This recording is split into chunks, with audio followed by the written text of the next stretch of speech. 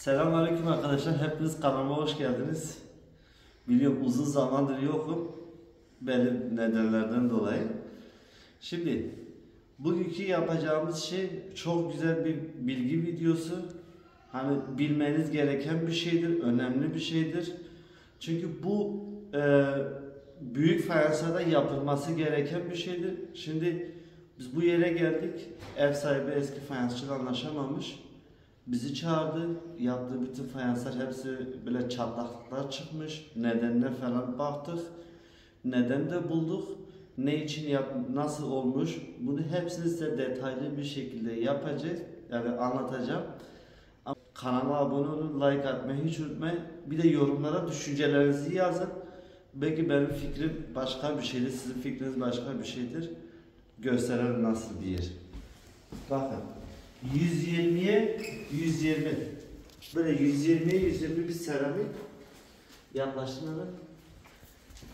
Bu seramiklerde şöyle L kesimi olduğu zaman bu diksle yani ispiralle bile kestikleri zaman o ince uç köşe tarafından var ya, ince uç köşe tarafında diksle vurduğunuz zaman orada hafif bir yol açıyorsunuz. Hani çatlamaya bir yol açtığınız için bir sefer oturduktan sonra yerlerde ısıtma oluyor. Ondan sonra o patlıyor. Sıkışıyor. Şimdi bunu size göstereyim. Bakın nasıl çatlamış. Mehmet yaklaştır. Gözüküyor. Gözüküyor mu? Hı hı. Bakın buradan başlamış. Böyle gidiyor. Yani ıslak süngerle gösterir ki daha net görür. Bakın çatlamalar nasıl gerçekleşmiş. Şimdi bu bütün L kesim olan yerde ya bu şekilde hep aynı hatayı gösteriyor. Çünkü L kesim yaparken o uç köşe ilk başta punchla ufak bir delik açılacak. Ondan sonra L kesimini gerçekleştireceğiz. Onu da göstereceğim. Bakın bütün L kesimlerinde hepsinde aynı hata vermiş. Bakın burada da aynı.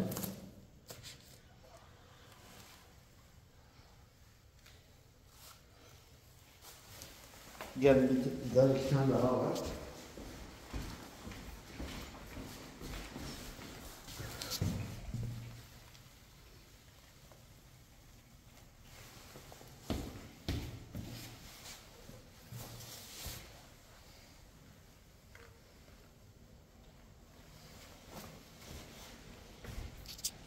Yani bu bütün L kesim olan yerlerde hep aynı hatayı vermiş. Bir de bir diğer problem ise biraz sıkıştım. Şimdi burada bir yaklaştırma.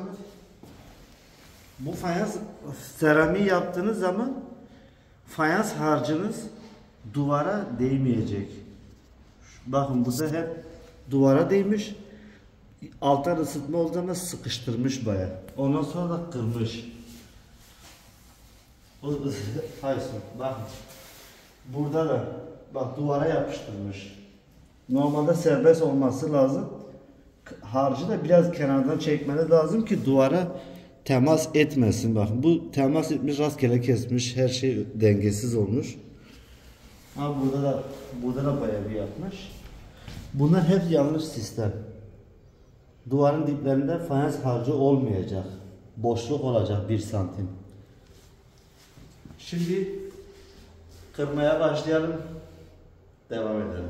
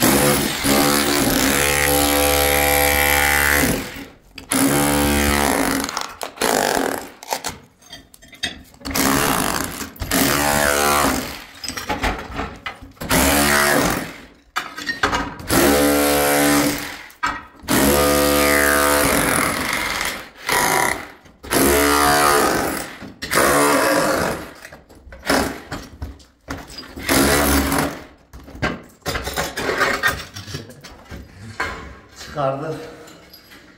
Şimdi bunu çıkardıktan sonra güzelce bu eski fayans harçlarını hepsini de sıyıracağız, temizleyeceğiz. Ondan sonra güzelce keseceğiz. Onu da yerine yerleştireceğiz. Buraya kadar izlediyseniz lütfen abone olmayı unuttuysanız abone olun, bir de like atın. Düşüncelerinizi de yazabilirsiniz yoruma. Şimdi arkadaşlar klip fayansı söktük, gördünüz.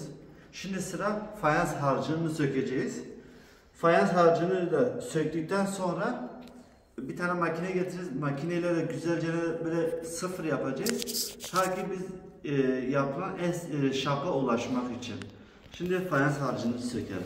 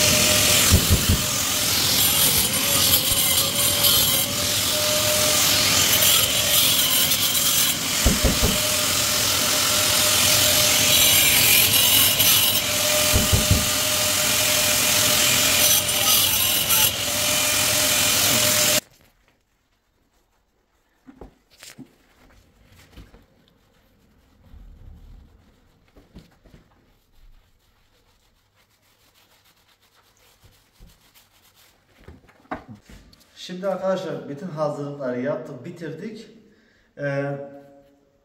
Fayansı kesip yerine yerleştirmek kaldı. Şimdi buradaki püf nokta nasıldır? Hani şu L kesimleri var ya, şu L kesimleri.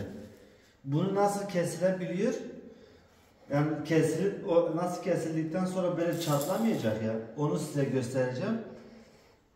İlk başta bir ölçü alıp ki hazırlayalım. Ondan sonra göstereceğim.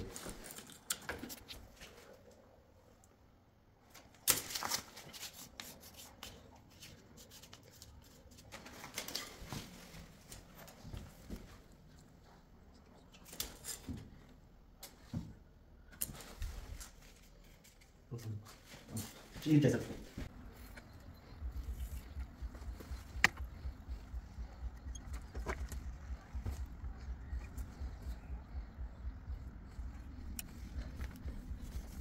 Şimdi arkadaşlar direkt disk ispiralı vurduğumuz zaman hani şu dibe kadar gidiyoruz ya, otomatikman ispiralla burada böyle çatlasın diye hani yol açmış oluyoruz. Biz önce püf nokta burası. Buraya önce bir delik açıyorsunuz punchla.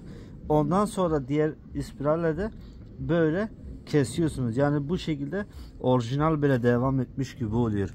O zaman kırılma riski yani hiç yok neredeyse. Şimdi nasıl kesildiğini de göstererek ondan sonra yapıştıracağız. Böyle 1 santimlik diksle yapılacak.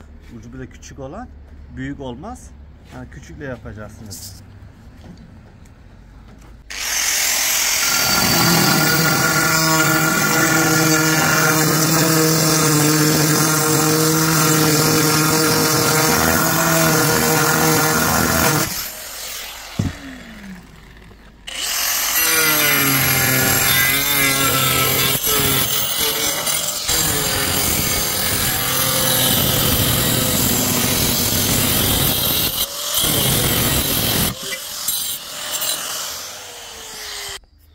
İşte bu kesimi bu şekilde gördünüz.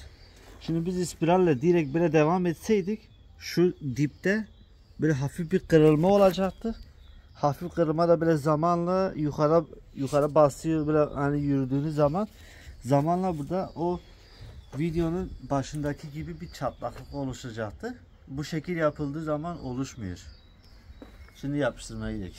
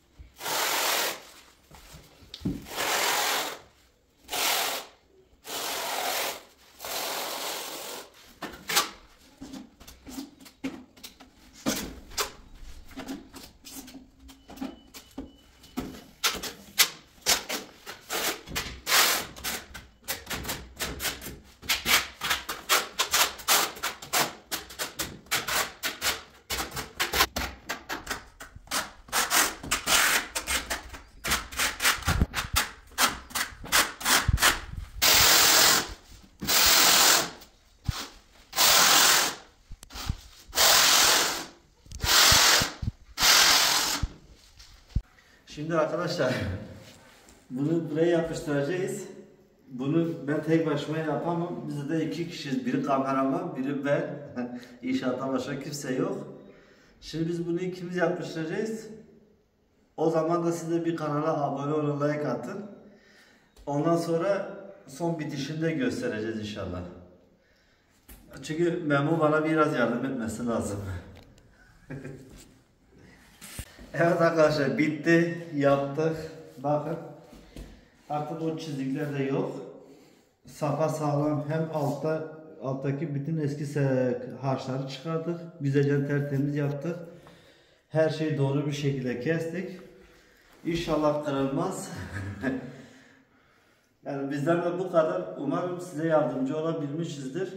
Dediğimiz gibi yani büyük ebatlarda bu tip L kesimleri falan yaparken, örneğin duşun içindeki nişler var ya, hani bu şampuanlı falan koyduğunuz, onların köşelerinde bile bu şekilde pançla kesildiği zaman hem kırılma riski azalıyor, hem de yani flex ispiralla yaptığınız zaman o kırılma riskini daha çok yükseltiyorsunuz. Orada bir yol açıyorsunuz.